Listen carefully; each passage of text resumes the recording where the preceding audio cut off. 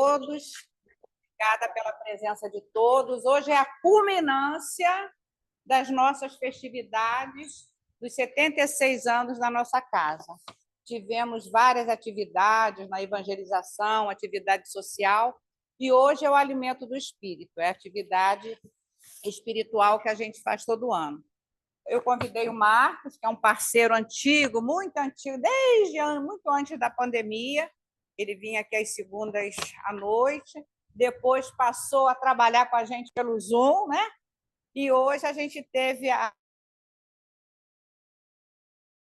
o presente da presença física dele, que ele agora está em Teresópolis, não pode vir sempre que a gente convida, e ele vai trazer um tema muito especial, que está no Evangelho segundo o Espiritismo, capítulo 6, versículo 5. Espíritas, amai-vos. Esse é o primeiro ensinamento, instruí-vos o segundo. Eu vou fazer uma leitura aqui breve, que está no livro Fonte Viva, mensagem 49, de Emmanuel.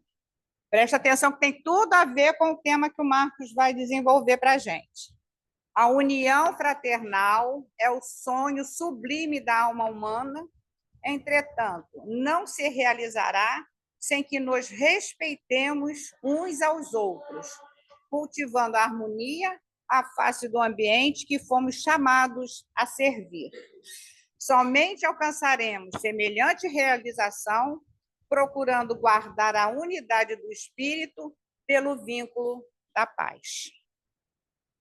Então, vamos unir os nossos melhores sentimentos, sentimento de amor, de gratidão a Deus, a Francisco de Assis e a toda essa falange espiritual abençoada que conduz essa casa há 76 anos. Agradecer a oportunidade de termos aqui chegado e aqui, Senhor, nós vamos aos pouquinhos educando-nos espiritualmente e, com isso, Senhor, nos tornando criaturas um pouco melhores. Então, o nosso sentimento e a nossa palavra é de gratidão. Que Deus continue abençoando essa casa, todos os trabalhadores de boa vontade, todos os frequentadores, que possamos sempre, Senhor, respeitar e amar o Evangelho de Jesus, procurando, acima de tudo, a vivência no nosso dia a dia.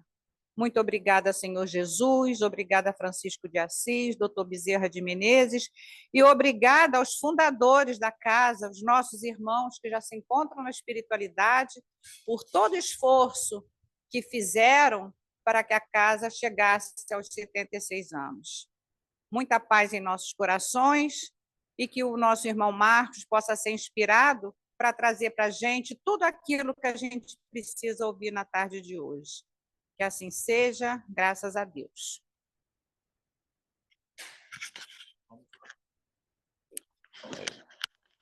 Ótimo, tá bom. Vou deixar essa aguinha aqui. É o da direita, né?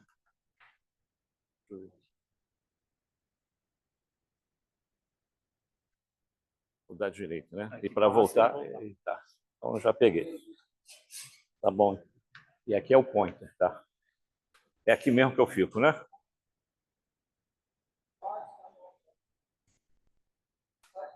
Pode? Então, vamos lá. Bom, antes de mais nada, agradecer o convite. E eu chego aqui trazendo também abraços fraternos da casa Aristide Silva, onde eu estou hoje, né? Amando de Eurípides Barçanufo, eu há 42 anos atrás, 42 anos de casa de Eurípides Barçanufo, lá na Taquara, onde... para cá, né?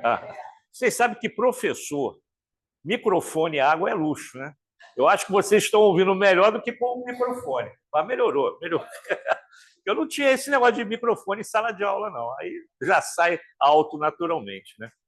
Mas eu trago o abraço lá da casa Aristide Silva, está no centro de Teresópolis, que é o 13º seu, e também do CERJ, né? Onde nós realizamos um excelente trabalho com um companheiro que já esteve aqui, visitando vocês, que é o Mauro Medeiros, lá da Rádio Rio de Janeiro, né? Ele esteve aqui também fazendo um trabalho com vocês no seminário. e a gente está lá na área de ações estratégicas. E tem tudo a ver com isso aí. Tudo que vocês vão ouvir da minha parte, não inventei nada. Ou está no Evangelho, está no Pentateuco, ou vivenciamos no dia a dia das atividades doutrinárias lá em Teresópolis. Vocês acham que não tem trabalho lá? Não é à toa que Eurípides me tirou de lá, daqui de Jacarepaguá, onde estive agora de manhã, comemorando o aniversário de 40 anos do braço social do Eurípides Barçanufo, lá na Vila Sapê, onde nós temos um trabalho lá há 40 anos, fundado por todos nós. Então, eu não pude deixar de aceitar esse convite, né? Chegamos aqui de manhã e daqui eu volto lá para Teresópolis, mas levando com certeza o carinho de vocês, que eu já estou recebendo, e dos internautas, né, que estão também nos assistindo agora. Então, eu espero que a falange de Eurípides, que sempre me acompanha e me intui, possa facilitar o nosso trabalho com vocês hoje. E esse tema é desafiador, porque fala de duas coisas que nós temos que nos preocupar dentro das instituições espíritas. É o amor ao próximo e a instrução, o estudo sistematizado da doutrina espírita. E, ultimamente, nós temos observado que muitos trabalhadores da seara mediúnica e da evangelização, né, não estão estudando o suficiente. A gente sabe disso porque lá no 13º seu, faz parte do Reunir 2, né, as casas de lá também estão encontrando dificuldades nesse sentido, né? O evangelizador não é uma crítica direta à postura do evangelizador, mas a gente observa isso e talvez seja a fonte de muitas dificuldades e conflitos, porque, às vezes, o evangelizador, principalmente, só vai à casa espírita para evangelizar e não fica interagindo com a casa como um todo.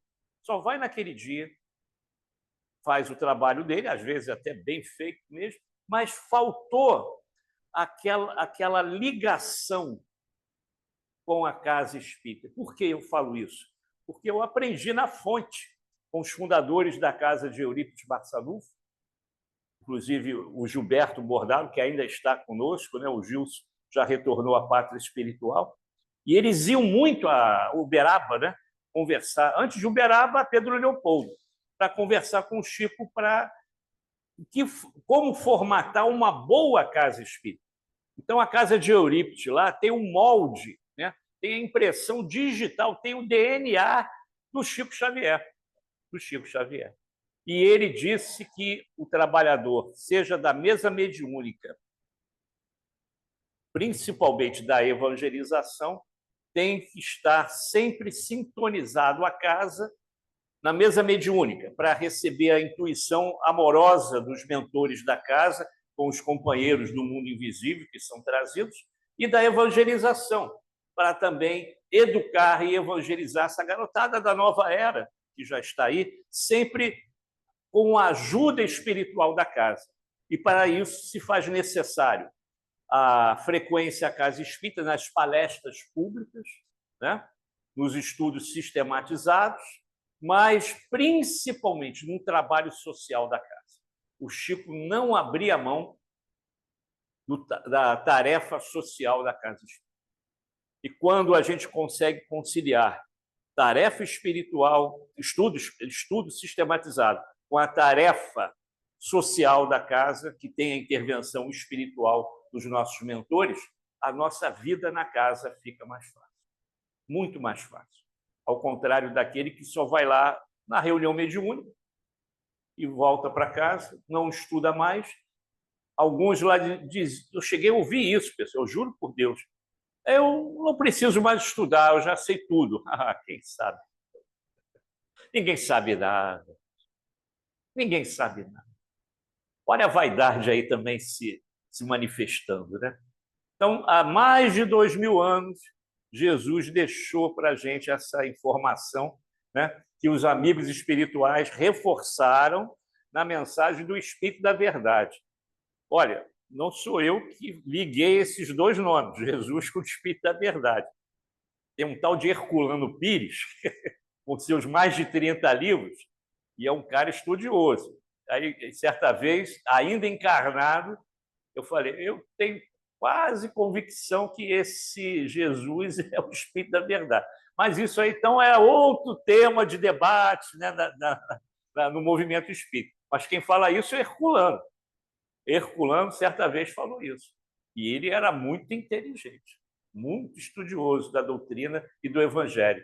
E ele falou isso. Eu tenho quase certeza que esse senhor, Jesus, é o nosso mestre querido, o Espírito da verdade. E outros grandes oradores, palestrantes, afirmam a mesma coisa.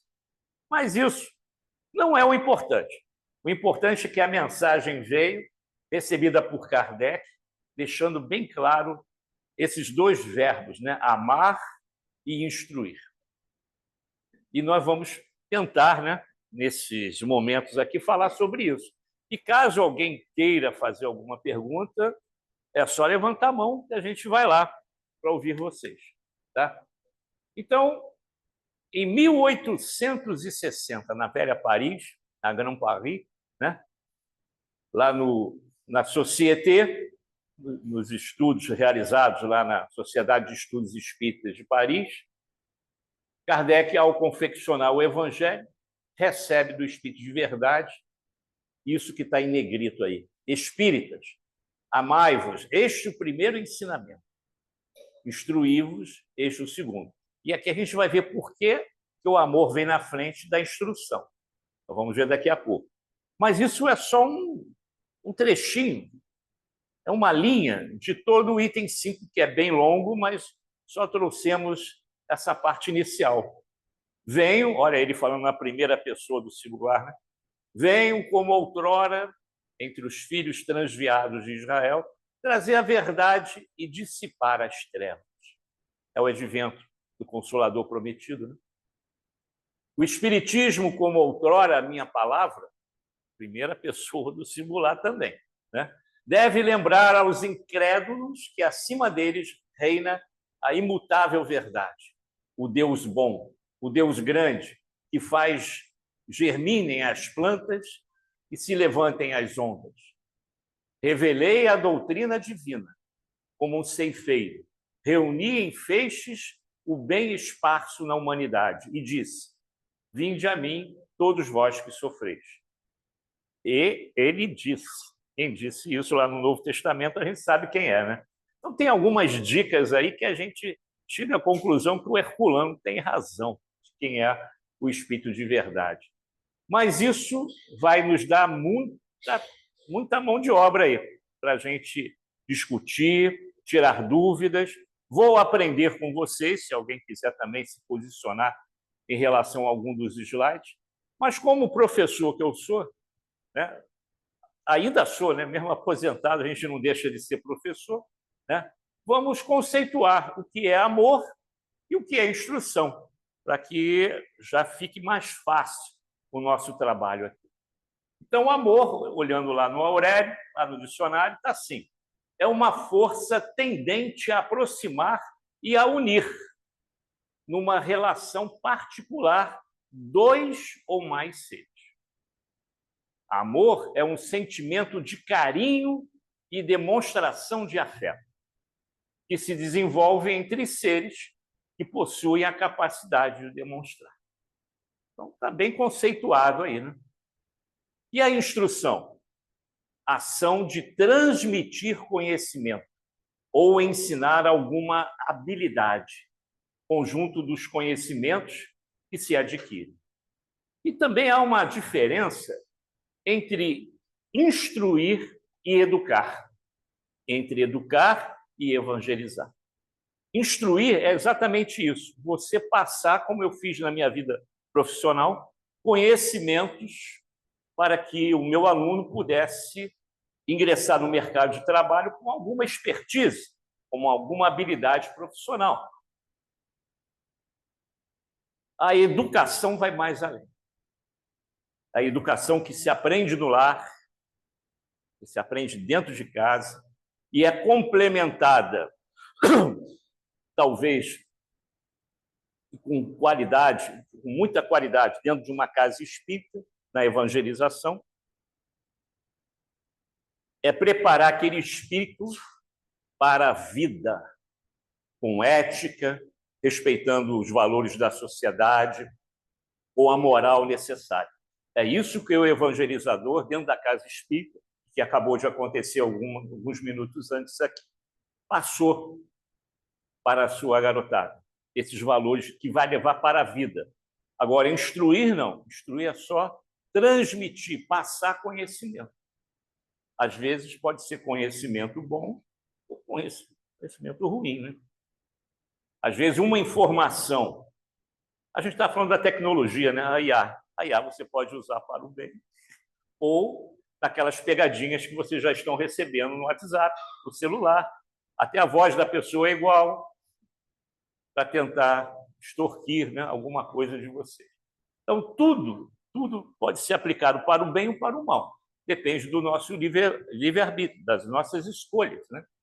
Então, instrução é o conjunto dos conhecimentos que se adquire. Muito bem. Existe um tipo de amor, já que a gente está falando de amor, que amor vem na frente. O que é que Jesus fala de amor? É o amor ágape, já ouviram falar disso, né? É aquele amor incondicional. Esse amor a gente ainda não conquistou ainda. Muitos de nós confundem amor com paixão. Paixão ainda é um negócio bem material, no sentido de posse, né? Sexual, mas não é aquele amor pleno que Jesus tinha por nós. Enquanto a gente estiver num planeta ainda primitivo, como seres primitivos que nós somos, planeta ainda de provas e expiações, migrando para a regeneração, ainda teremos problemas nessa área, e confundindo paixão com amor, porque o amor ágape ainda está longe da gente atingir. Os meus alunos da evangelização, da pré-mocidade, eu falava assim, o dia que a gente amar e perdoar de verdade, não de boca para fora, a gente não precisa mais reencarnar nesse planeta. Esse planeta não é amar para a gente, mas a gente ainda não aprendeu a amar como está aqui, ó. Esse amor doação, envolvendo perdão também, que é o maior mandamento de Jesus, né? De todos os ensinamentos de Jesus. Esse amor que ele nos revelou é o maior de todos, que veio da esfera crística, né? Esse espírito crístico, espírito de primeira ordem, questão número 100 do Livro dos Espíritos, escala espírita. Ali a gente vai ver espírito de primeira ordem, espíritos puros. É essa esfera, essa falange crística que veio até a Terra para nos ensinar algumas coisas, né? Inclusive o verdadeiro amor. O amor deve estar no centro de todas as nossas ações. Será que está realmente? Ou queremos algo em troca? Queremos cambiar com alguma coisa? O que isso quer dizer? Que quando nos relacionarmos com o nosso próximo, devemos fazê-lo dentro de um clima de respeito e de auxílio mútuo, cooperando com tudo que nos rodeia. Amando, esquecendo as ofensas, esquecendo os milindres que possam existir, os conflitos, os relacionamentos interpessoais, intergrupais, às vezes que ocorre de forma negativa, com confusões de ideias, chegando até brigas, trocas de ofensas. Até dentro de uma casa espírita pode ocorrer, pessoal. Conflito pode ocorrer em qualquer lugar. Basta ter duas pessoas que já têm conflito, se pensar diferente. Mas aqui ele diz que tem que haver respeito e auxílio mútuo. Então, possivelmente hoje, a gente não tem esse amor ágape, esse amor incondicional, mas nós já melhoramos muito.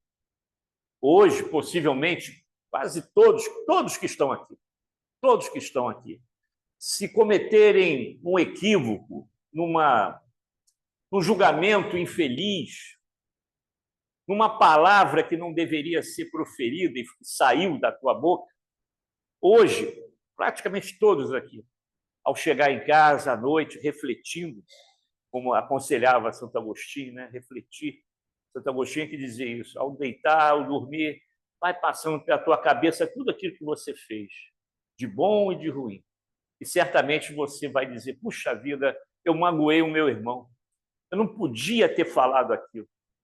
Agora saiu, né? Saiu, eu joguei para fora, magoei o meu irmão.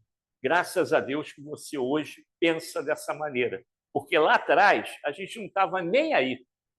Como diz a garotada, a gente chutava o balde.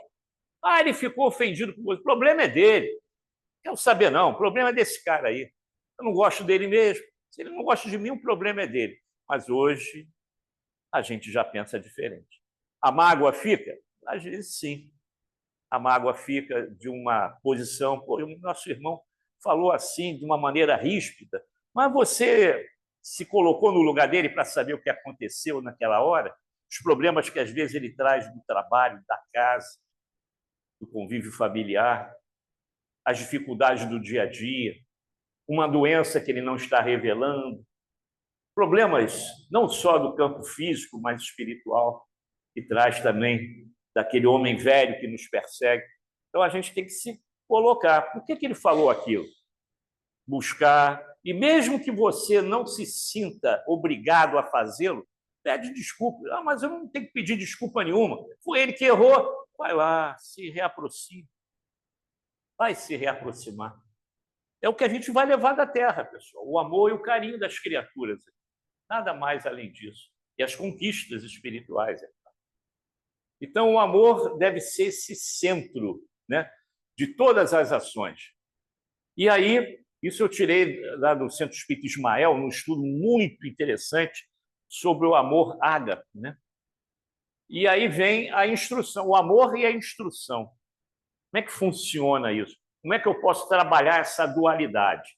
Pessoal, eu falo pra caramba. Se vocês quiserem levantar a mão, pode levantar, tá bom? Então, está lá assim, ó. O objetivo da instrução é divulgar os princípios doutrinários do Espiritismo. É com essa intenção que o Espírito da Verdade diz instruí-vos. É com essa intenção, divulgar e estudar os princípios doutrinários do Espiritismo. E a base é o Pentateuco kardeciano. Temos outros livros, centenas, milhares. Temos a base continuada do Chico, do Divaldo, mas a fortaleza central, a pedra central que segura aquela pilastra da doutrina é o Pentateuco kardeciano. Isso a gente tem que estudar. Eu não estou nem falando da Revista Espírita, hein? Esse grande desconhecido do Espírita, né? A Revista Espírita.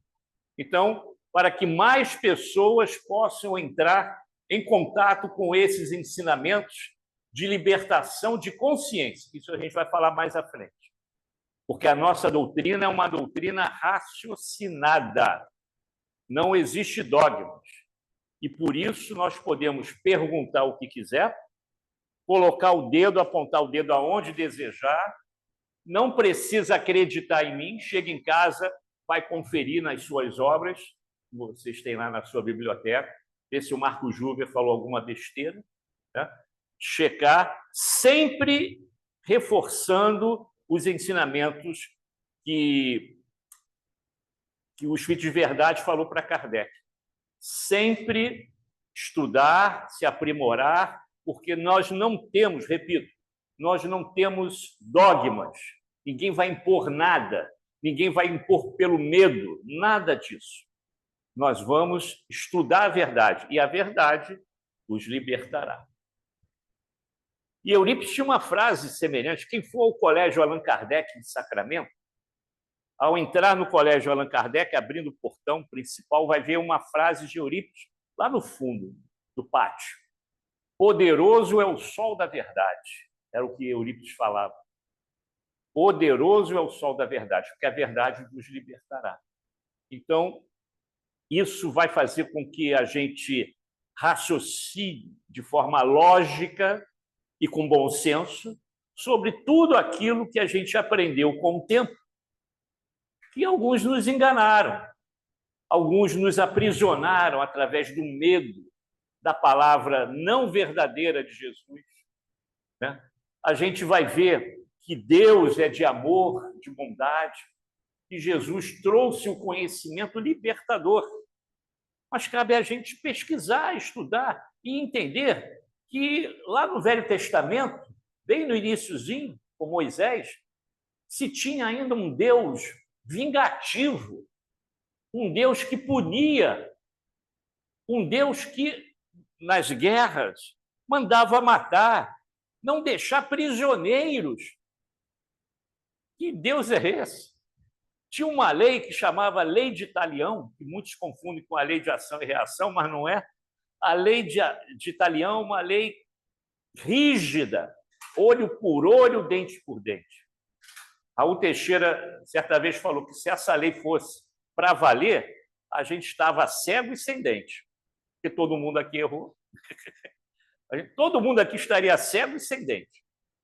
Então, não é bem assim. A lei de ação e reação é explicada à luz da doutrina espírita, de forma lógica e racional, e não é bem assim. A lei de Deus se faz presente.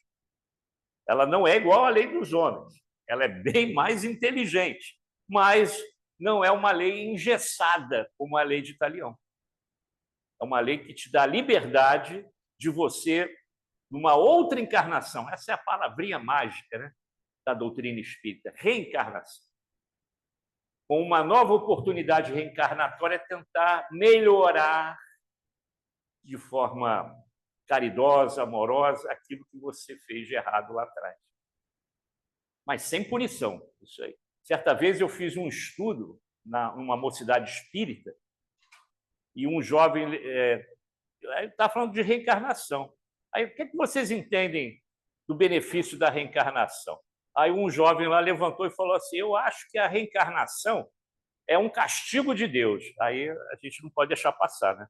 Tem coisas que a gente não pode deixar passar para falar depois, comentar depois, não. Foi na mesma hora, eu falei, opa, tem alguém aí que está estudando errado a doutrina espírita. Não é isso que Kardec fala, não. Não é isso que Jesus falou para a gente, não. Não é. Aliás, é a única ferramenta efetiva que eu conheço que te dá oportunidade de você se renovar da tal reforma íntima. É a única. Ninguém vai para o inferno permanente, para o céu definitivo, nada, isso não existe. Nós vamos voltar, refazer, recomeçar, até dar certo. Às vezes pode durar algum tempo, né? Não sei quantas encarnações vocês já tiveram, nem quantas ainda terão, mas nós temos ainda algumas coisinhas para lapidar, que nessa só não deu, não. Vamos ter que voltar para retomar essa tarefa. Então, alguém daquela mocidade espírita não estava orientando bem os jovens. Dizer que é castigo de Deus não é, não. Aliás, Deus não castiga ninguém. Se existe inferno, a nossa consciência, quando nós chegamos na pátria espiritual da erraticidade, envergonhados com o que nós fizemos aqui. Vou dar um exemplo para explicar isso legal. Basta um espírito da mesma hierarquia, quase igual a nós, somos individualidade, dificilmente vai ter um espírito, acho que não vai ter, dificilmente não. Não existe um outro espírito igual a gente, não tem. Somos individualidade. Então, basta estar na mesma frequência vibratória, mental, espiritual. Acima, então, nem se fala, mas na mesma homogeneidade de pensamento, ele olha para o teu perispírito, quando você chega na erraticidade, e sabe quem você é. Você não precisa falar nada. O teu perispírito é revelador. André Luiz fala isso. Isso está no André Luiz. Ele olha para você e sabe quem você é. Não precisa nem falar nada, não precisa nem mentir. Ele olha. E por isso que a gente fica envergonhado quando andamos na erraticidade em alguns lugares e pedimos para voltar à Terra. Faz com que eu volte para resolver esse problema. Só que são dezenas de problemas. Não dá para resolver numa encarnação. E eles entendem isso. Por isso que nos dá a oportunidade de retornar tantas vezes quanto for necessário. Porém, todas as chances foram dadas. Estamos num momento de transição planetária e que o planeta não vai poder mais receber alguns espíritos recalcitrantes, que têm o prazer de fazer o mal. Ainda tem por aí, basta ver os noticiários, basta ver aí a rádio, ler jornal, você vai ver que pela mídia você percebe que tem espíritos ainda muito maus aí, que querem a morte, que querem destruir, fazer guerra.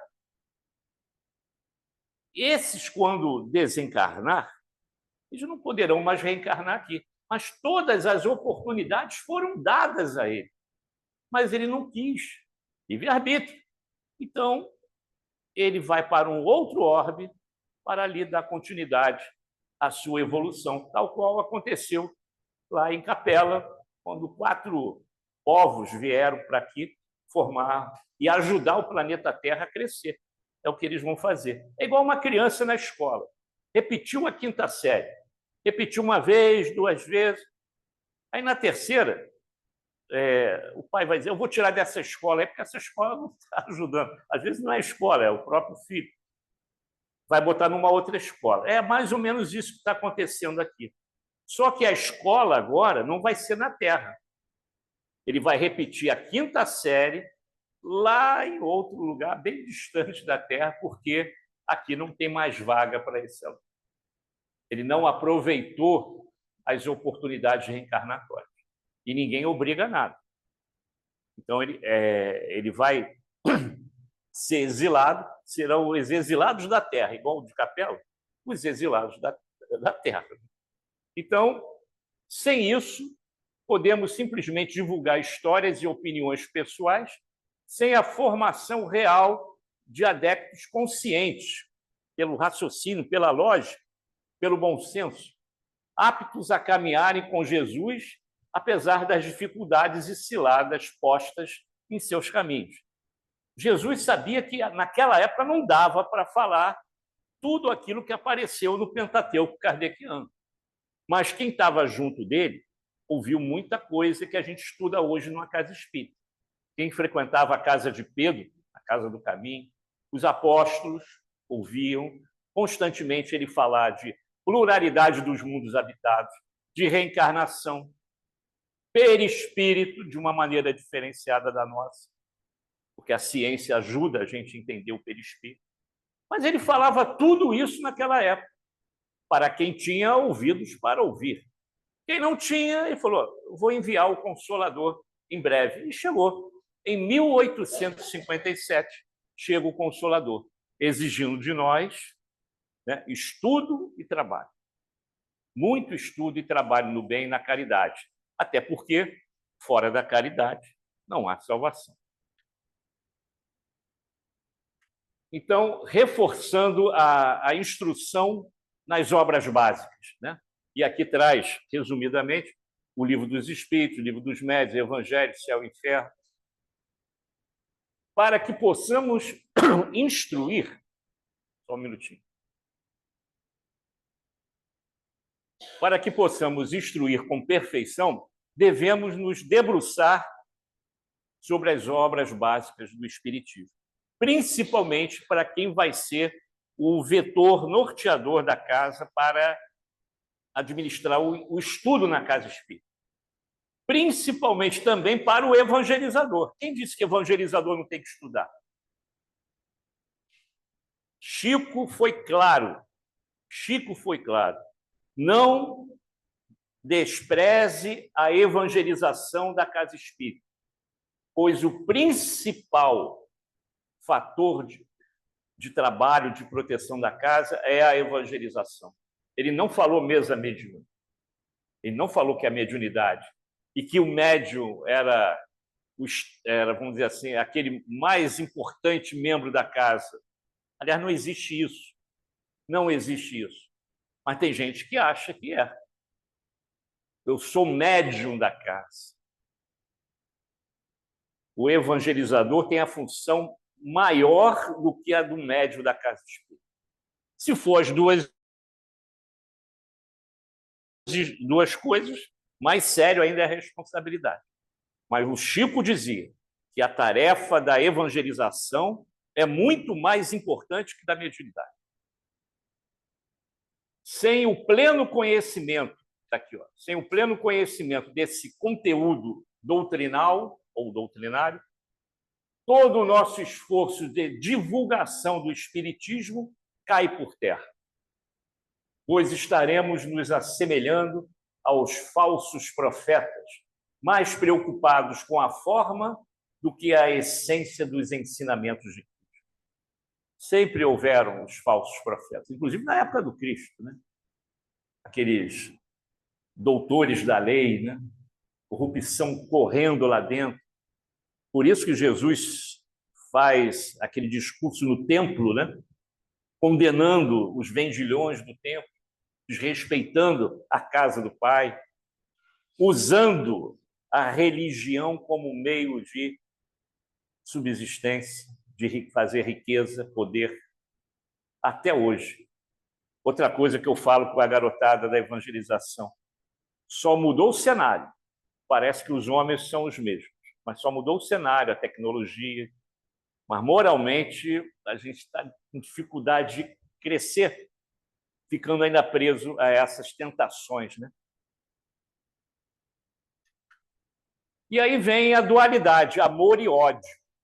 Amor versus ódio. Já escutamos certa vez que o ódio, o rancor, é um amor não correspondido, um amor que deu errado, né? Alguns poetas falam isso, respeitando a licença poética de cada um deles. Eles falam isso. Mas vamos analisar melhor isso aí, para entender como isso pode ser prejudicial dentro de uma instituição espírita. Ah, mas ódio não tem dentro da casa espírita. Olha, gente, eu estou falando em nome da ARAI, Área de Ações Estratégicas, que trabalha com essa parte de gestão de pessoas em todo o Rio de Janeiro, dentro da casa espírita. Os milímetros, os conflitos, discussões, brigas sérias, até fisicamente falando.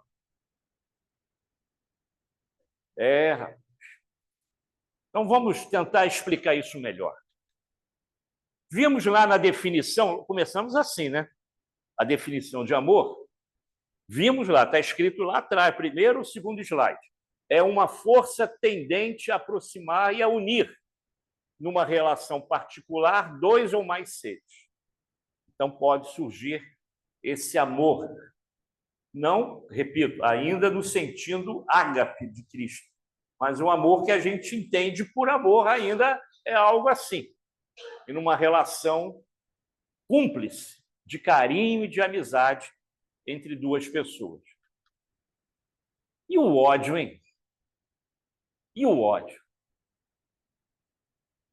É uma manifestação, e veio errado, eu não sei se no computador ele aparece direitinho aqui. Mais primitivo, né? Mas, eu acho que é só o mais aí, o homem, do homem animal, né? Eu acho que é isso mesmo. É que eu coloquei a gravura, mas na hora de reproduzir não ficou legal, mas já dá para entender. O pessoal já me ajudou. Tá? Então, é isso aí. Ó, tu vai ver que... Não, fui eu mesmo. Então, fui eu mesmo. Pode deixar. Mas vocês já ajudaram, né? Já ajudaram aí. O ódio é uma manifestação dos mais primitivos sentimentos. Ódio do homem animal. E olha que tem animal que não tem tanto ódio quanto a gente. Ser humano tem, não.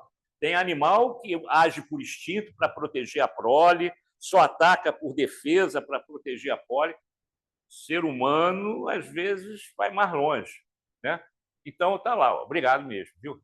Então, o ódio é uma manifestação dos mais primitivos sentimentos desse homem animal, dessa fera ainda que existe dentro da gente. O ódio nos leva a cometer os atos mais indignos de violência, de agressividade, causando dissensões e até mortes.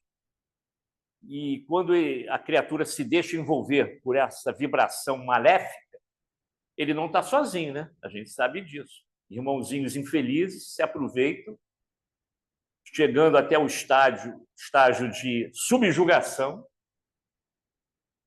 Mais grave ainda é o de possessão, mas na subjugação ele já vira um fantoche na mão do obsessor, uma marionete. Às vezes ele nem sabe por que ele está fazendo aquilo, por que está agredindo. A gente vê muitos casos assim, né, dentro das paredes dos lares, né, envolvendo filhos, casais, e a pessoa depois não sabe por que fez aquilo. E não é mentira, não, ele não sabe mesmo. O ódio era tão grande, a raiva, que ele perde noção das coisas e se deixa envolver pelo irmãozinho infeliz que fomentou aquela discórdia ali. A violência, a agressividade, contraindo muitas vezes as mais penosas dívidas para o futuro junto daquela criatura que está com ele, e com o ódio fica o rancor. Por isso, pessoal, por isso que às vezes nós encontramos pessoas que a gente nunca viu na vida e vai conviver com ela, seja no trabalho, no condomínio que você mora, e você começa a sentir uma repulsa por aquela pessoa, mas você nem sabe quem é, não sabe nem o nome. Poxa, mas eu não teve química aqui. Eu não gosto dessa criatura. Pô, mas você nem conhece, nem sabe de onde veio, por que ela está ali. Ela vai trabalhar do teu lado, vai estar do teu lado, te ajudando muitas vezes. Não, mas eu não gosto. E tem outras que você se apaixona tremendamente, sem nunca ter visto. Essa sensação, né, pode estar vinculado a algum problema do passado delituoso. E por isso também que a gente reencarna com a bênção do esquecimento. E esse problema pode acontecer, e acontece, segundo Emmanuel, uma forma mais frequente que a gente possa imaginar, dentro do nosso lar.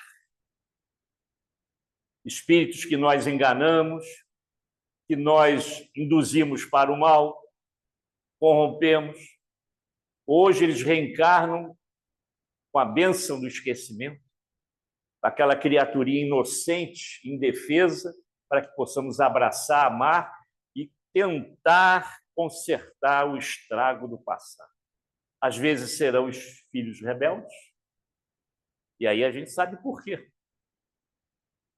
E nessa época que nós vivemos lá na Vila Sapê, aquele projeto social que eu falei lá em Curicica, a gente recebia as mãezinhas, né, chorosas, trabalho de 40 anos que fez hoje, e elas diziam assim: tio Marquinho, eles me chamavam assim, tio Marquinho, eu não sei onde eu errei, eu dei todo o amor ao meu filho, levava na escola, matriculava, trouxe aqui para evangelização, mas hoje ele saiu de casa, se tornou um marginal, um traficante.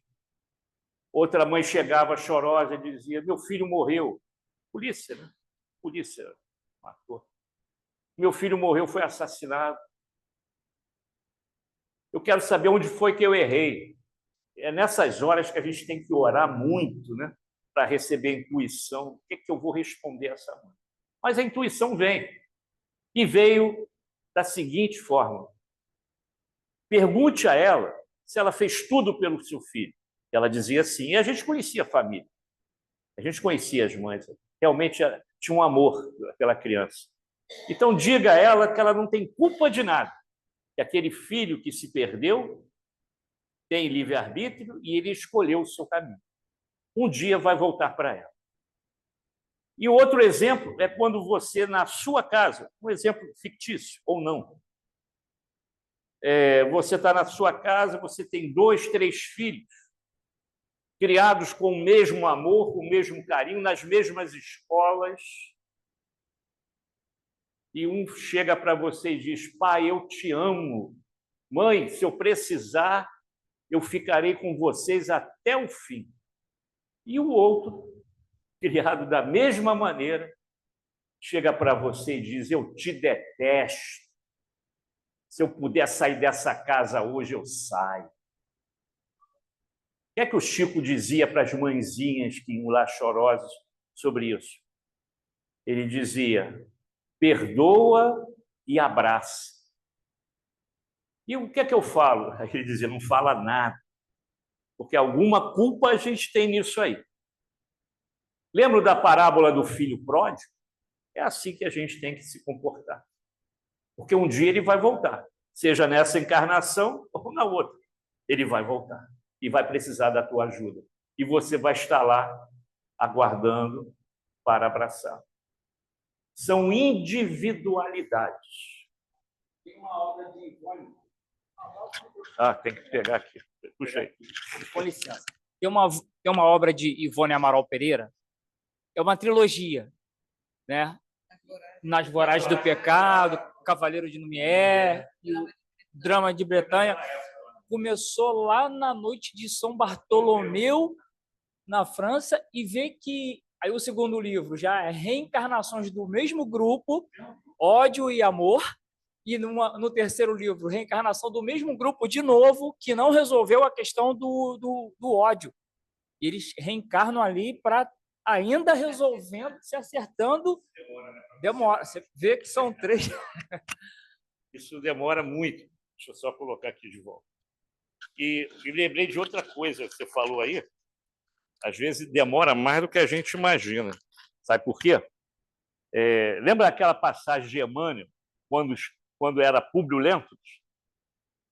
E chegou até Jesus. Aí Jesus falou, olha, agora, se você quiser tomar uma boa decisão, você poderá ficar com a sua filha, com a sua esposa, né? Ficará conosco, viverá em paz, mas a decisão é tua. Mas naquela época ele era senador romano. Aí, esqueci. Não teve diferença nenhuma, né? Cá para nós aqui, o salão não teve, né? O salão não teve diferença nenhuma. Mas olha, se a gente estivesse lá no lugar de Públio Lentulus, eu acho que a gente faria a mesma coisa. Preso ainda à matéria, espíritos imperfeitos, ligado ao poder, à riqueza. Poxa vida, eu vou ficar com esse homem aí, rapaz. Gente boa, hein? Era Jesus, era gente boa. Mas eu não conheço esse cara. O cara está falando de fazer o bem, de perdoar, de amar ao próximo, oferecer uma face se a outra for esmofeteada. Poxa vida, que é esse cara que está prestes a morrer na cruz? Eu não posso acompanhar esse cidadão, não. E ele falou, olha, a sua decisão poderá levar séculos de sofrimento. E foi o que aconteceu, né? Estuda a trajetória de Emmanuel desde aquela época. Quantas encarnações levou para se tornar o Emmanuel de hoje? E por causa de uma decisão infeliz. Por causa de uma decisão infeliz. Então, a gente tem que pensar muito, né, na hora de tomar as decisões. Mas isso que você falou, e o ódio é aquela bola de neve, né? Enquanto um não perdoar, o negócio vai. Quantas oportunidades? A gente ficou sabendo só de 3 encarnações daquele grupo, né? Mas teve mais. Teve mais. E até hoje nós estamos por aí, tentando juntar os caquinhos, né, da nossa vida, lá de trás. Então, enquanto tiver oportunidade, perdoa. Quando tiver oportunidade, perdoa, porque senão vai levar muito tempo até para se reencontrar, para ter um novo momento junto. Então, perdoa logo. Mas eu não tive culpa, é aquilo que eu falei, não tem problema. Deixa a vaidade de lado, pede perdão e vai seguindo em frente. Sem falar que você descarrega, né, toneladas de peso das suas costas quando você pede perdão e declara o teu amor ao próximo. Então, esse rancor, esse ódio, ele fica marcado mesmo, até no teu perispírito. Fica marcado lá. E isso leva, às vezes, séculos de sofrimento. Né? Momentos, isso a gente aprende lá com os amigos espirituais, na época do carnaval. Né? Momentos de prazer, aliás, segundos de prazer, levam séculos de sofrimento pelas suas opções, né, do seu livre-arbítrio. Então, o ódio, como nós falamos, fica marcado, é uma cicatriz. Por isso que o pessoal lá da erraticidade identifica esses pontos negros do teu perispírito. Né? O motivo por que devemos amar os nossos inimigos são as cicatrizes que o ódio deixa nas almas e a deformação que provoca na nossa personalidade, a ponto de você fazer coisas que você não quer. Não é você que está ali naquele momento. Parece que você foi dominado por alguém, e é exatamente isso. Você foi envolvido por vibrações deletérias, mas você propiciou isso. Você convidou o irmãozinho obsessor a estar do teu lado, pelas péssimas opções do teu livre-arbítrio. E essa deformação, essas cicatrizes, né, que, como ele diz aí, que o ódio deixa nas almas, só reencarnando para tentar amenizar. E, às vezes, pode levar muito tempo. Uma coisa que poderia ser resolvida agora de maneira pontual e objetiva pode levar séculos de sofrimento por causa da tua vaidade, pela vaidade de Públio Lentulus. Se ele não fosse vaidoso, como nós somos, e, repito, a atitude dele seria a mesma que muitos de nós tomaríamos, não haveria tanto sofrimento para aquele espírito. Sofreu muito. E se distanciou, espiritualmente falando, dos seus amores. Elas cresceram, evoluíram, mas continuaram amparando, né? O ódio é também prejudicial para a pessoa que odeia. A lei de ação-reação, segundo a lei de Newton, né? A segunda lei de Newton, funciona assim. Você emite uma vibração de ódio, ela vai até a pessoa. Se aquela pessoa estiver trabalhando no bem, sintonizada no bem, ela não vai receber nenhum reflexo daqueles dardos envenenados. O que vai acontecer? Vai bater lá, segundo a lei de Newton, e vai voltar para você com a mesma força e intensidade, só que em sentido contrário. E aquilo vai atingir o teu perispírito. Então, a pessoa que vibra para o mal, pensa no mal, deseja o mal, ela é, vamos dizer assim, maculada perispiritualmente em duas oportunidades. Quando ela vibra, quando ela constrói aquele pensamento, e quando aquele pensamento sai como um dardo e volta para ele mesmo. Então, duplamente ele é afetado. Vou até mais além. Na hora que ele sai de você, já sai te manchando.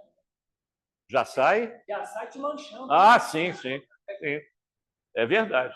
E a pessoa que ela não chega nem ódio, mas só a mágoa, ela já provoca uma doença na pessoa. A pessoa que guarda a mágoa, o corpo físico vai adoecer. Adoece. Vai adoecer. Imagina o ódio. Eu me lembrei agora de um japonês, era um fotógrafo japonês, esqueci o nome dele, que fez experiências com as moléculas da água, de acordo com as vibrações do teu pensamento. Né? Emoto. Né? Emoto. Ele também era fotógrafo, aí fazia as experiências, né? Então ele começou com discos clássicos, sinfonias, né? Belíssimas. Ali via lá como se comportavam as moléculas da água, né?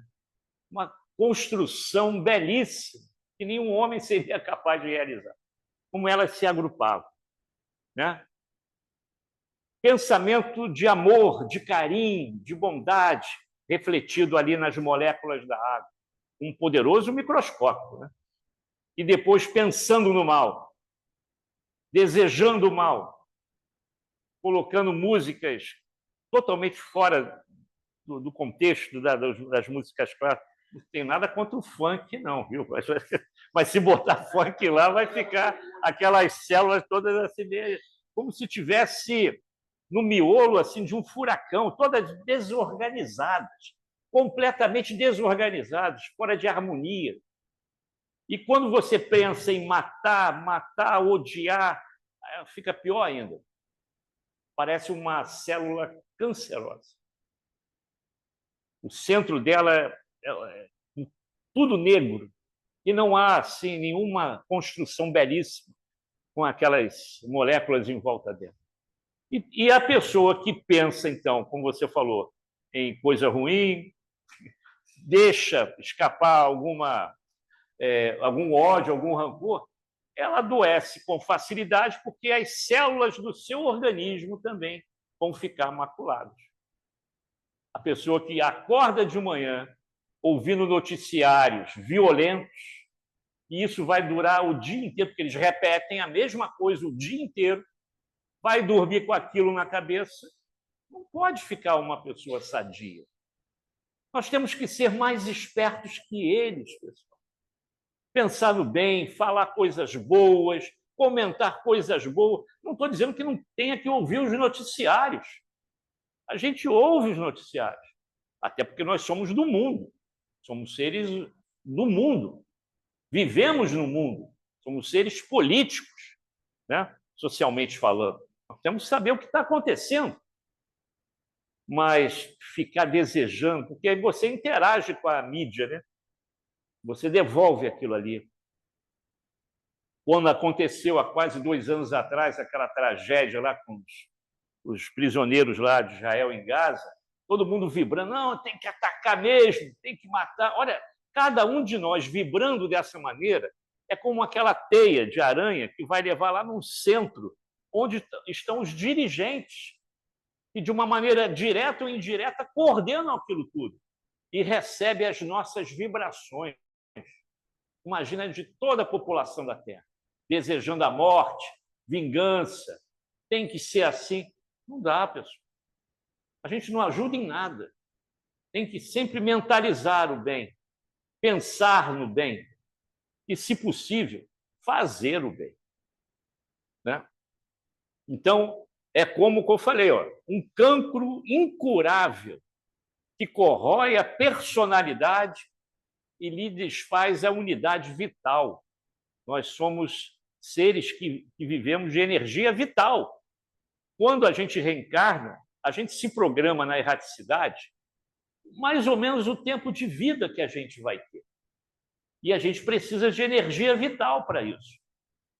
Às vezes, nós diminuímos a quantidade dessa energia quando comemos grande quantidade, fumamos bastante, bebemos, usamos tóxico, cocaína, maconha. Isso diminui a energia vital do nosso organismo.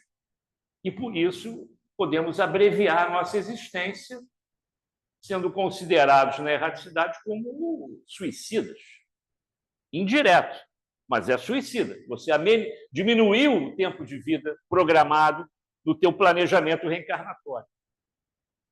E os excessos de toda ordem fomentam isso aí, a diminuição da tua energia vital. Por isso que é bom, quando a gente toma o passe ou bebe a água magnetizada na casa espírita, aquilo é como recarregar nossas energias, a nossa bateria, né? Para enfrentar mais uma semana de dificuldades, de desafios. Por isso que é bom a gente tomar o passe, né? Beber a água magnetizada, vir às reuniões que nós estamos. Muitas vezes, alguns de vocês estão aqui e estão recebendo medicamentação para o seu espírito, para o seu corpo somático. Muitos não sabem que estão doentes, mas estão. Nem pensam nisso, mas já estão sendo tratados pela espiritualidade na casa. E a frequência boa que acalma o nosso coração, estudando, refletindo o Evangelho de Jesus. Ninguém pode sair de uma casa espírita pior do que quando entrou. Alguma coisa está errada. Se isso acontecer, alguma coisa está errada. Mas não sai. A gente vai sair daqui quase que levitando, depois desse nosso encontro, porque são 76 anos, pessoal. Agora que eu pensei nisso, né? Fui convidado por isso, pelos 76 anos da casa. Gente, ninguém chega a 76 anos por acaso. Ninguém chega, nenhuma casa espírita chega aos 76 anos por acaso.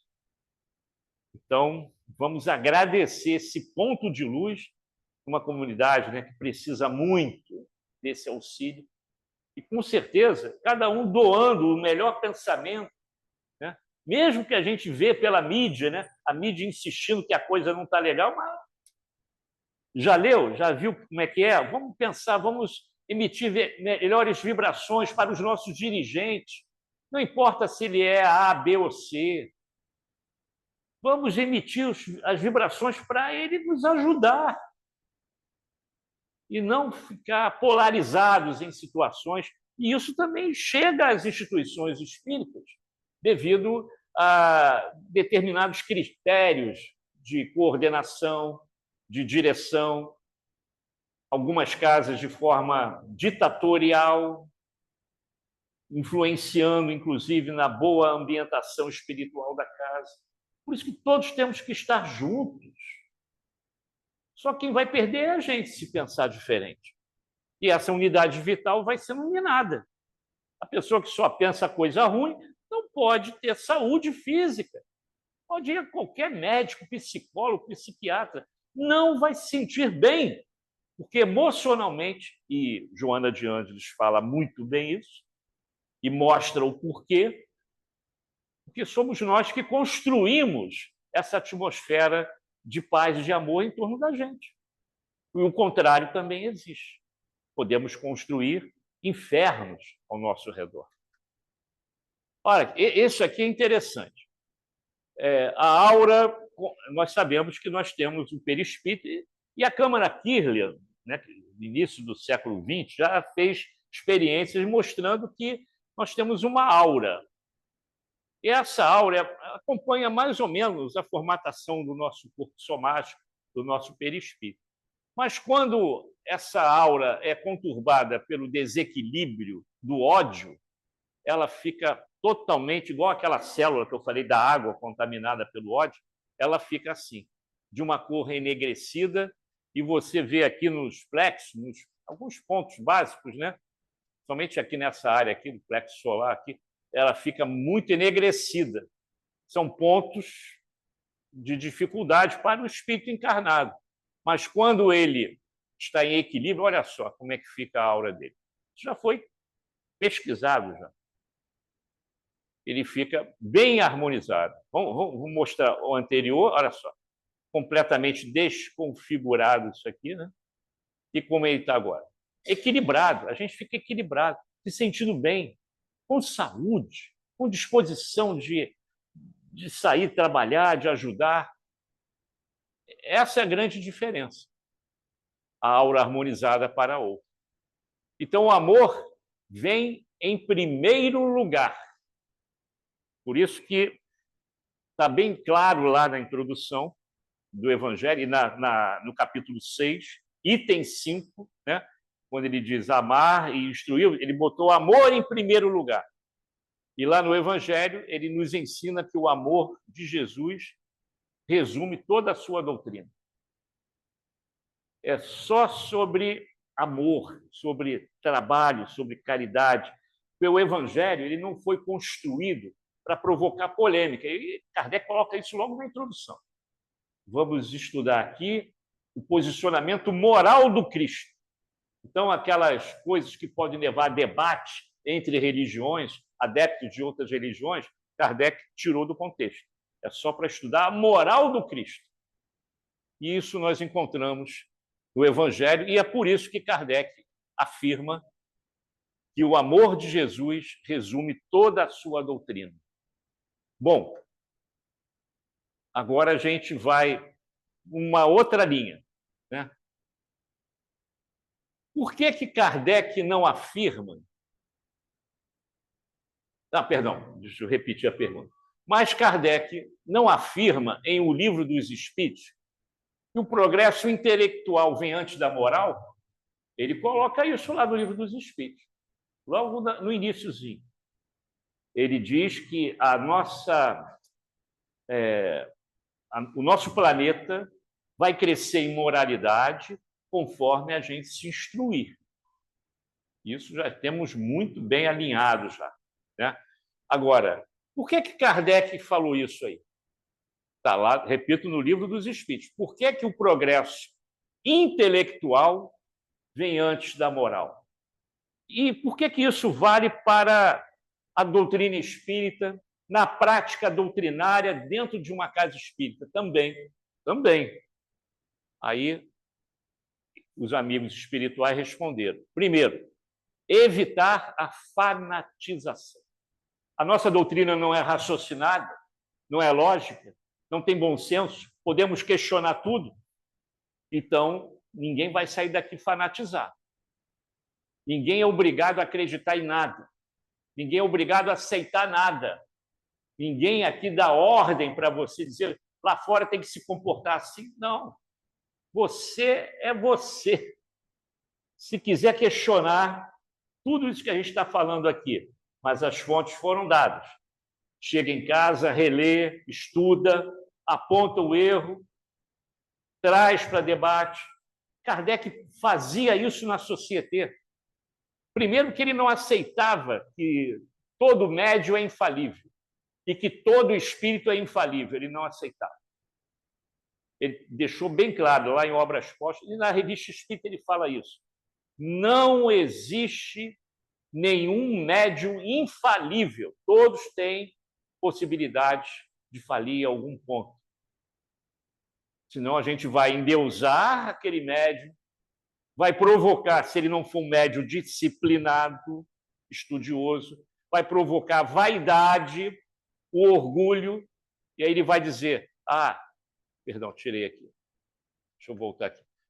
Eu sou o melhor médium dessa casa porque eu recebo o espírito tal, e só ele que acredita que recebe aquele espírito, porque ele já ficou envolvido pela fanatização, pelo orgulho. Companheiros vão dizer, olha, não é esse espírito que você está recebendo, não. Eu acho que você está sendo ludibriado. Ele não vai aceitar e pode até provocar uma ruptura na casa e sair levando vários adeptos também com ele. Então, isso é muito grave, pessoal. A falta de estudo provoca tudo isso. Tudo isso. E Kardec já avisava. Pode acontecer isso, vai acontecer isso, se não houver o estudo. Então, fanatização não temos aqui.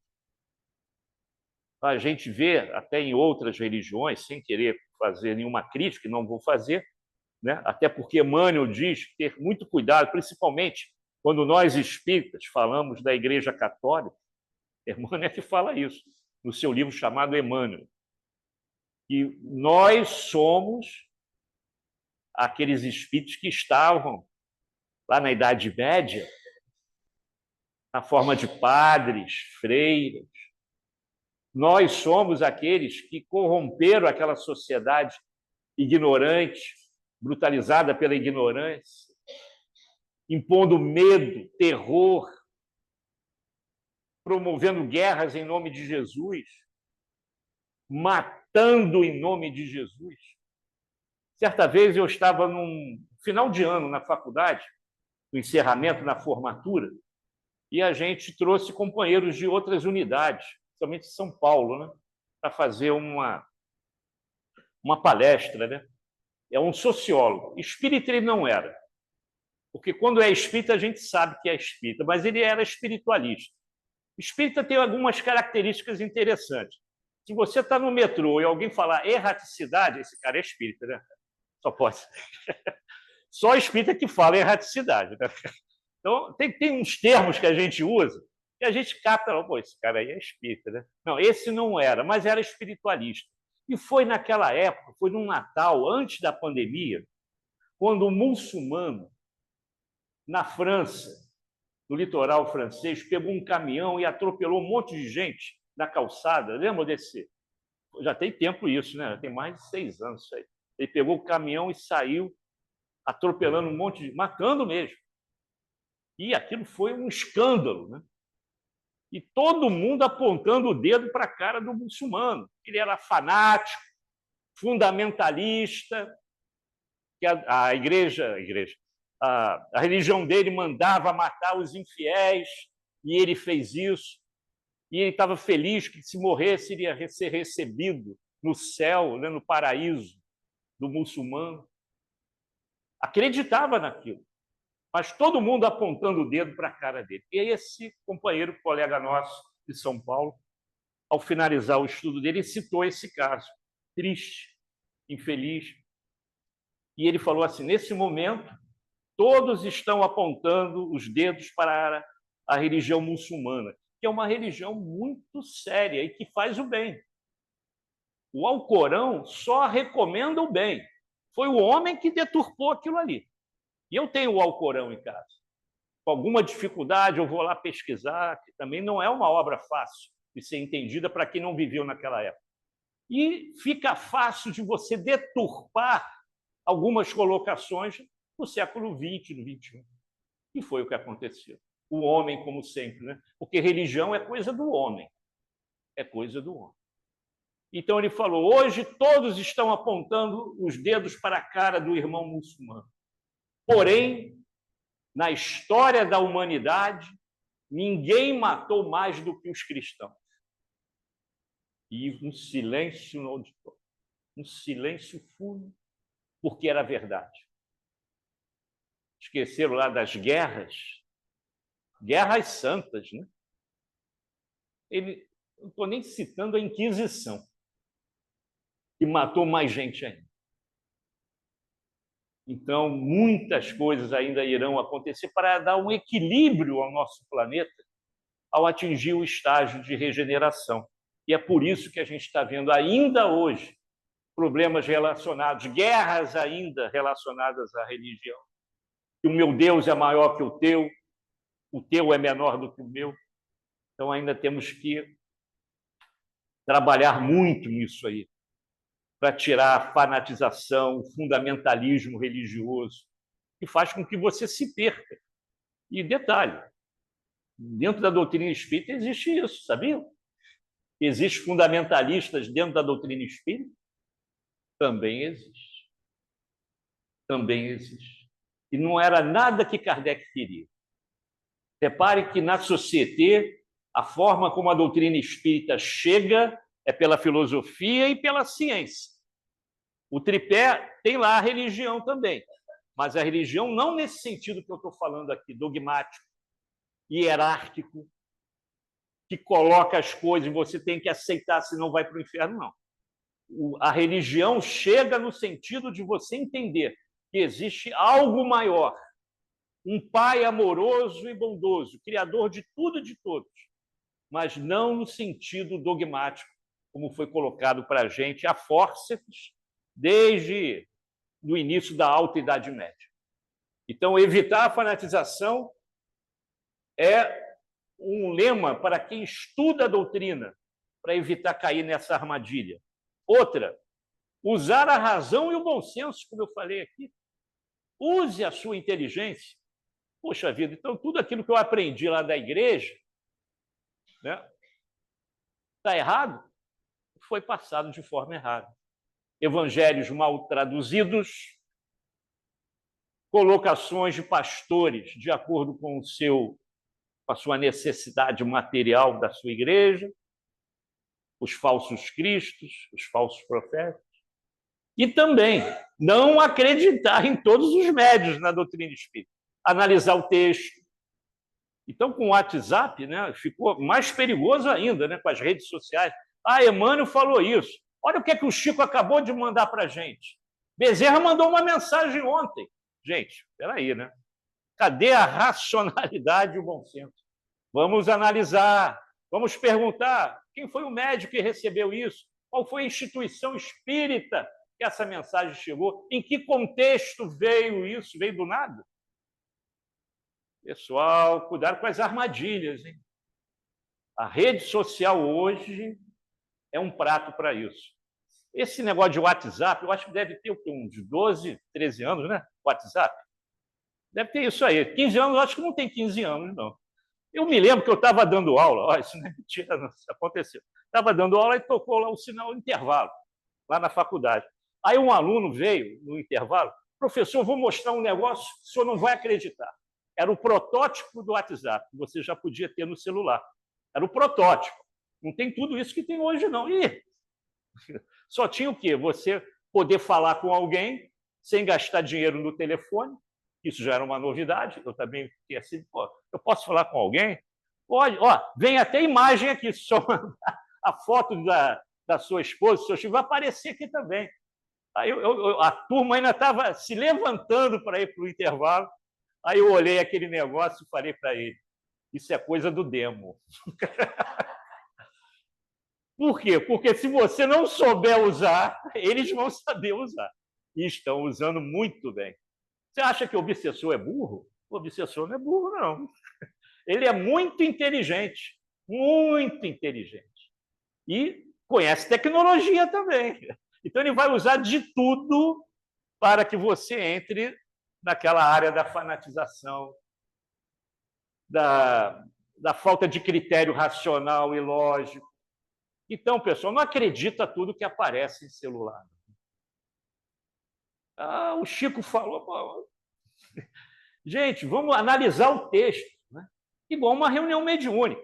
Espíritos galhofeiros, espíritos pseudo-sábios, aparece com uma linguagem bonita, mas tu vai dando corda. A gente fazia isso, né? Falava bonito e tal, a gente ia dando corda. Ele tropeçava nele mesmo. Era um espírito pseudo-sábio. Ele falava coisas dando volta, volta, não ia a lugar nenhum. Ia a lugar nenhum. E depois, quando era descoberto, começava a se ficar revoltado. Eu não volto mais aqui, vocês não têm caridade. Mudou completamente, né? Aquele anjinho inicial para aquele ser que sai batido, né? Revoltado porque ele foi descoberto. Então, tem que ter paciência ao analisar. Não repasse imediatamente. Olha, recebi isso. Analisa com calma, né? Para não cair nessas armadilhas. Sempre o bom senso. Evitar dogmas, como nós já falamos aqui, não existe dogma em espécie alguma, ninguém está impondo nada, e trazer a ciência para desenvolver o saber, porque você desenvolvendo o saber, você também vai trabalhar a verdade, né? O conhecimento vai formatar a verdade e transformando a nossa consciência. Esse é o ponto mais. Tem pessoas que também, dentro do movimento espírita, não gostam dessa expressão reforma íntima.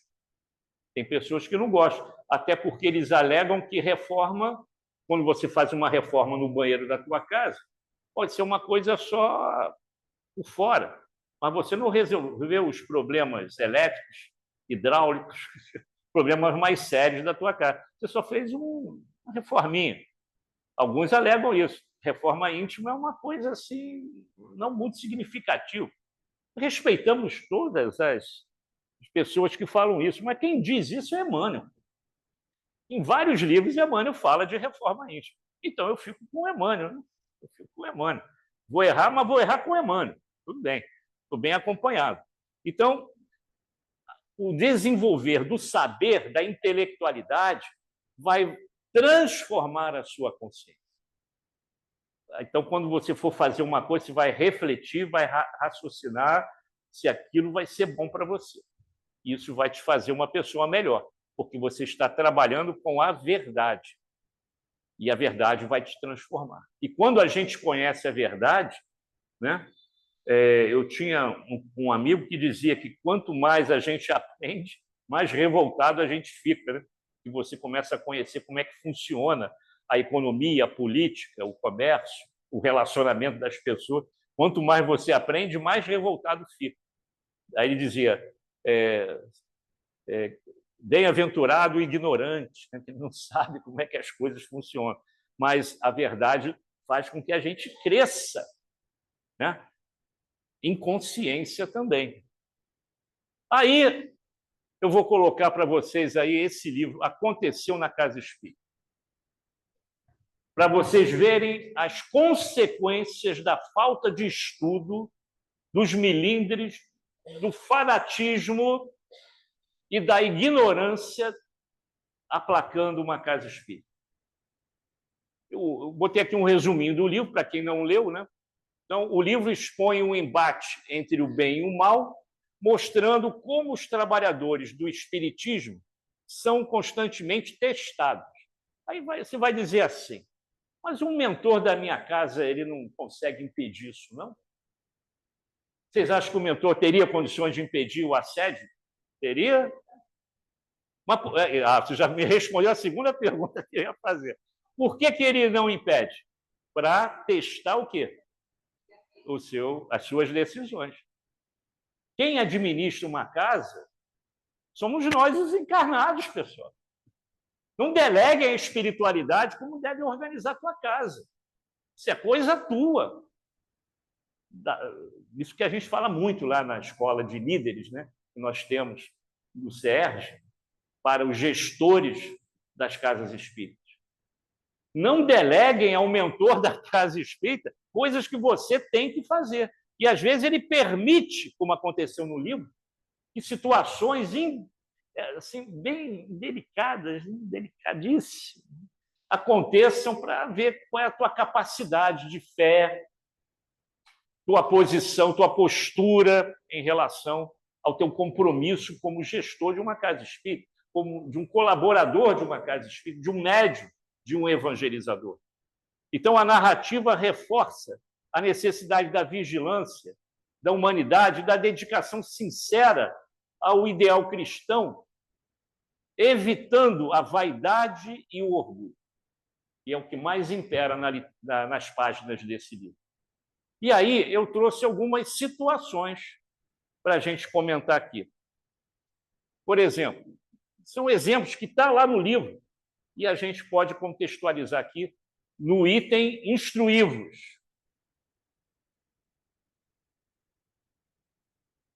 Alguns tarefeiros encarnados, por sua vaidade e sede de reconhecimento, né? Lembra do que eu falei do médico?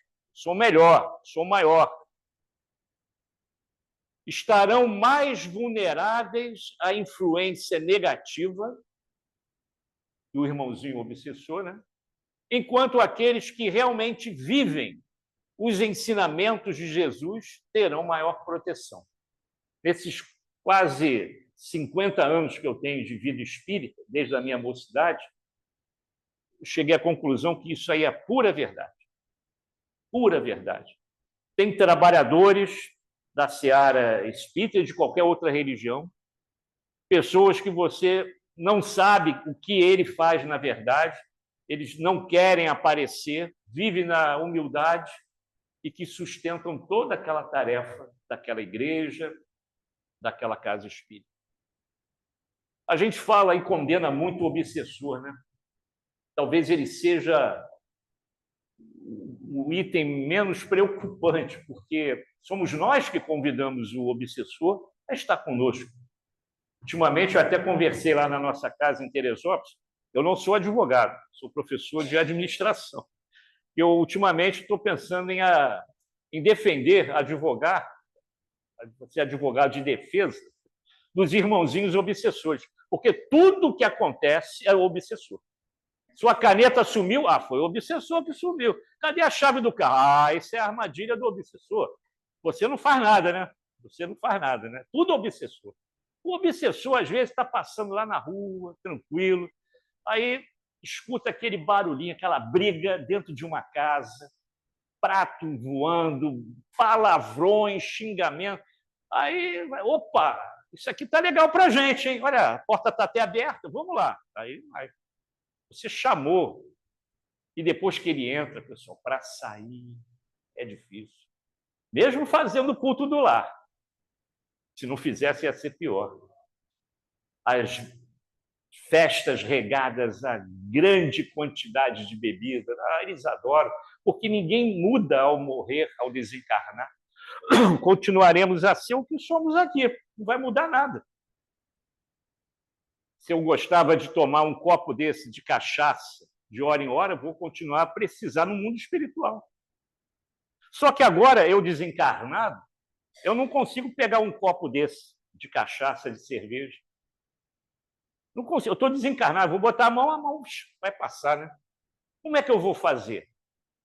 Aí, o que é que eles fazem de forma inteligente? Chegam perto daquele que a gente chama de dependente químico, o irmão alcoólatra, une o perispírito dele com o da vítima, dando um abraço de urso bem forte e sugando pelos poros da pele mesmo as emanações alcoólicas que saem. Quem tem, infelizmente, alguns lares temos, né, irmãos dependentes da droga, do álcool, a gente sabe que a cor dele chega até a mudar, né? Fica meio amarronzado, e um cheiro de álcool permanente que sai como perfume dos poros da pele dele. E é por ali que o obsessor, que ainda precisa do álcool, precisa da droga, se envolve e suga, né, as energias alcoólicas que saem do corpo daquele companheiro. Por isso que a gente diz sempre que ninguém bebe sozinho. Ninguém faz qualquer tipo de excesso, porque o excesso é que é prejudicial. Ninguém comete algum tipo de excesso sozinho. Vários espíritos estão ali, porque ao desencarnar eles vão continuar necessitando daquilo. A morte não muda absolutamente nada. Continuaremos a ser o que somos aqui. Tem um outro aqui, ó. A estratégia dos obsessores envolve explorar, como falei, as brechas emocionais. Isso Joana fala muito bem. As brechas emocionais como o orgulho, o ciúme e a intolerância, minando a harmonia da casa. Eles são muito inteligentes. Eles sabem quando dá o bote. Eles estão ao nosso lado, nos acompanham, sabem como a gente pensa, aquilo que nos apetece, e no momento certo dá o bote. E não perde a viagem, não. Eles esperam, tem todo o tempo do mundo. E se a gente der motivos, né, brechas, a gente vai chegar lá. Obrigado. Isso minando a harmonia de uma casa, inclusive uma casa espírita. Também temos. Mas eles não entram aqui. Eles ficam lá fora, sim. Tem um cordão magnético aqui. Aqueles que querem destruir a casa vão ficar lá fora. Porém, alguns são trazidos para tratamento. Alguns nós trazemos também para ser colocado aqui na casa, que deve ter um hospital enorme aqui para tratamento. Eles são trazidos na reunião mediúnica, como quase em todas as casas espíritas. E, às vezes, nós estamos aqui sentadinhos, mas em sintonia com ele lá fora. A gente não está prestando atenção na nossa reunião. Está preocupado com as coisas do mundo lá fora. Aí dá errado, né, pessoal?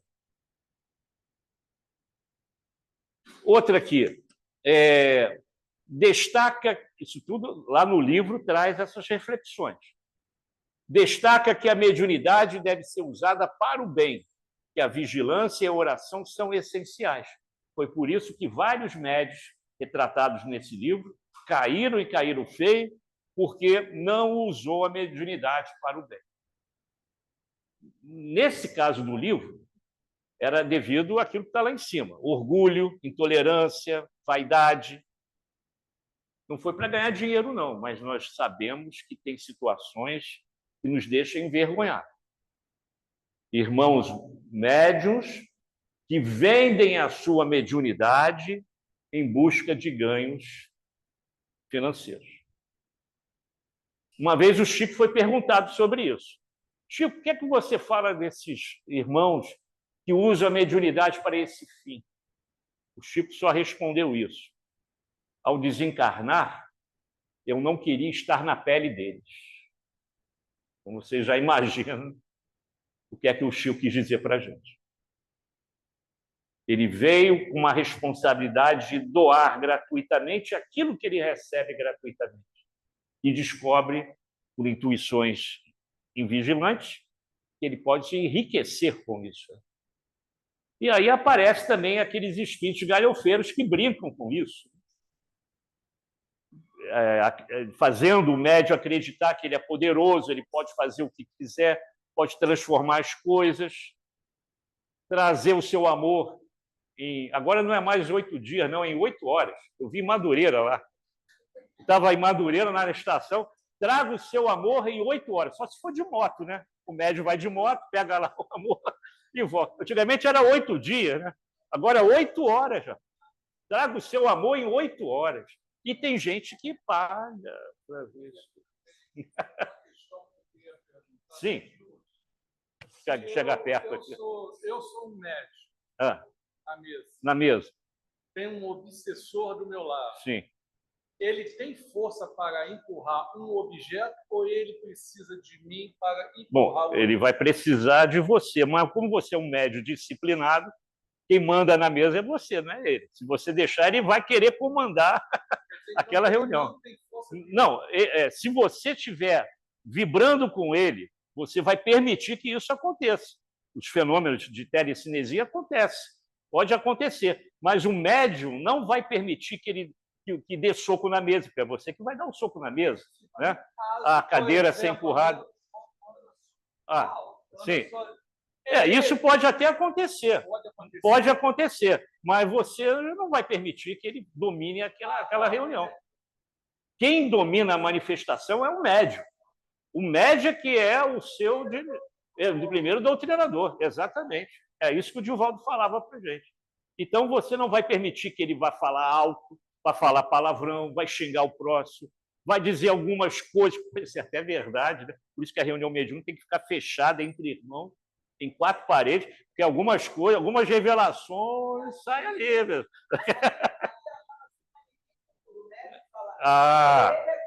Exatamente, exatamente. E dá aquela desculpa, né? Mas é o espírito que está falando, mas não é o espírito.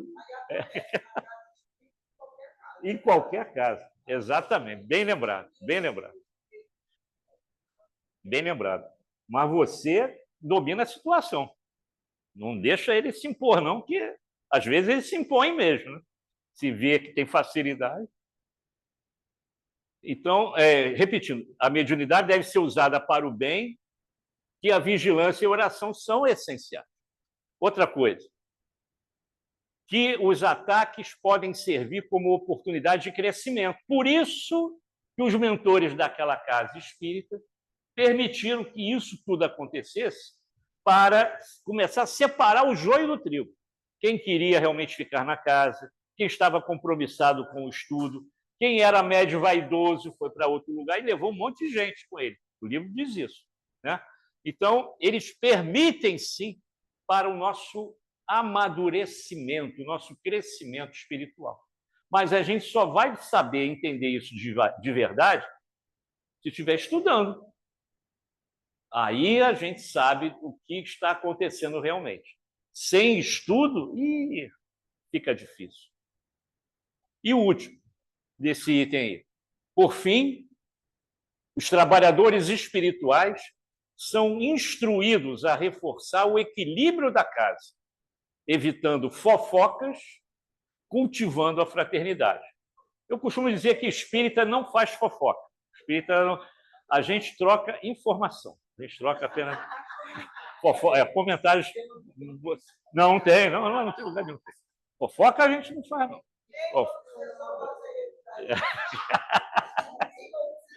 Fofoca, não. Isso tem tudo que é lugar, né? Bom, aí Paulo, lá em Coríntios, primeira carta, né, de Paulo aos Coríntios, fala sobre o amor. E isso é muito longo, né? E diz ainda que eu fale a língua dos homens, vocês lembram disso, isso é clássico, né? Ainda que eu fale a língua dos homens e dos anjos, já está. Ainda que eu fale a língua dos homens e dos anjos, se não tiver amor, serei como o sino que ressoa ou como o prato que retine. Então, ele fala sobre o dom da profecia. Se eu não tiver amor também, né, tudo isso vai passar como uma coisa fantasiosa, porque eu não estou entrando dentro da criatura para entender as suas dificuldades. Ainda que eu dê tudo aos pobres, se eu não tiver amor, nada disso valerá. O amor é paciente, o amor é bondoso, ele não tem nenhum tipo de inveja, não se vangloria, não se orgulha, não maltrata e não procura seus interesses e não irá facilmente guardar rancor. Isso tudo é uma realidade. Paulo já alertava sobre a importância do amor. Por isso que ele vem na frente da intelectualidade e do nosso estudo. E como é que o espírita, já finalizando, como é que o espírita pode contribuir para isso? Estou falando na casa espírita. Como diz o meu amigo Henrique Miranda, da Rádio Rio de Janeiro, no sábado de manhã, papo de espírita, né? Nós estamos aqui entre espíritas. Ele vai contribuir de que maneira? aprender a discordar sem gostar menos de nossos companheiros. Vai saber, olha, eu não concordo com isso que você está falando, mas com amor, com carinho, né? Aceitar cada pessoa como ela é. Ninguém é igual a gente. E seria um mundo tedioso se todo mundo fosse igual a gente. Né? Procurando entender os porquês daquele companheiro estar naquela situação, com aquele sentimento, com o coração abalado. Manter o diálogo franco e afetuoso com quem for a razão das nossas decepções. É fácil você se afastar. Agora não quero mais falar com ele. Não, vai buscar ao irmão o abraço consolador, saber o que está acontecendo, que às vezes ele está em conflito, precisa da tua ajuda. Pensar sempre com bondade sobre quaisquer pessoas, em qualquer lugar que você esteja. Não falei da mídia. Deixar de ouvir aqueles programas de violência. Vamos procurar ouvir mais música, coisas de conhecimento que engrandeça a nossa alma, né? Tecer críticas bem fundamentadas, porque nós temos esse dever, mas sem querer convencer, humilhar, pisar na criatura. Né? Mas você pode discordar, apontar o erro, mas com amor. Jamais se supor indispensável. Ah, se eu sair dessa casa, ela não vai ser mais como é. Só eu que faço isso. Não vai ter ninguém igual a mim. Ninguém é insubstituível. Ninguém. Utilizar com maior frequência a terapia do abraço e do sorriso. Vamos nos abraçar mais. Abraço tem uma energia magnética intensa que afasta qualquer problema de milindre, né? Orar sempre pelas criaturas com as quais antipatizamos. É difícil, né? Amar o inimigo, né? Mas aprenda a lidar com o inimigo, porque ele vai dizer a verdade para você. O teu amigo sincero não vai falar, não. Ele vai ficar envergonhado. Mas o teu inimigo, entre aspas, vai botar o dedo na tua cara e vai dizer, você é isso, e não é verdade. Então, ouça mais o teu inimigo, caso tenha, né? Não naquele sentido depreciativo da palavra, né? Mas como um farol sinalizador. E eu trago aqui o professor Éder Andrade, que eu acho que vocês conhecem, lá de Copacabana, né? Que fala sobre amai-vos e instruí-vos. Né? E ele diz, né, que os 2 mandamentos contidos nessa máxima, amai-vos e instruí-vos, reflete a necessidade de romper com a ignorância existente entre os homens, promovendo um momento de reflexão. E ele fala tudo isso nesse outro slide também, que resume tudo isso que a gente falou até agora. Em termos práticos, não saber usar o conhecimento que possuímos para ajudar ou auxiliar o semelhante é viver sem sentido algum.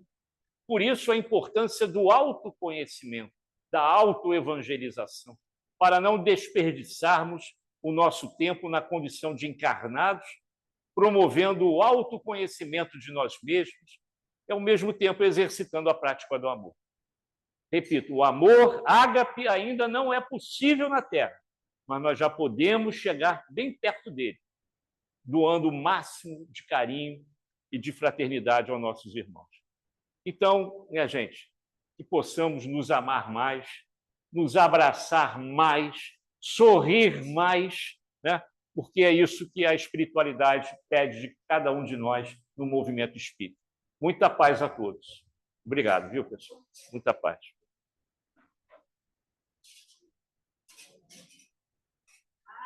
Nós que te agradecemos esse trabalho tão importante para todos nós. E agora, deixa eu ver alguém para fazer a prece. Algum voluntário? Aquela hora que todo mundo, né, disputa esse momento privilegiado de rezar. William, meu coração pede você.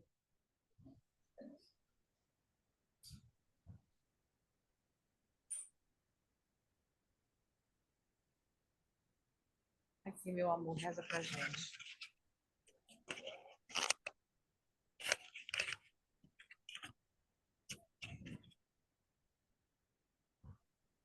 Então vamos fechar nossos olhos e agradecer a Deus, a nossa Mãe Santíssima, a toda a espiritualidade amiga dessa casa de Francisco de Assis, principalmente a Jesus, que um dia nos disse que onde tivesse 2 ou mais reunidos em seu nome, que ali ele estaria.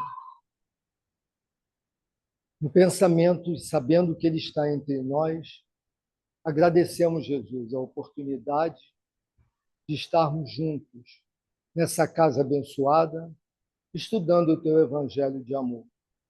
Fazei de todos nós instrumentos de tua paz, Jesus. Que a gente possa sair daqui melhores do que quando aqui chegamos. Porque se estamos aqui, é porque precisamos da tua misericórdia, da tua paz e do teu amor. Então, Senhor, que seja feita a tua vontade, bondoso Pai, e não a nossa. Que assim seja, graças a Deus.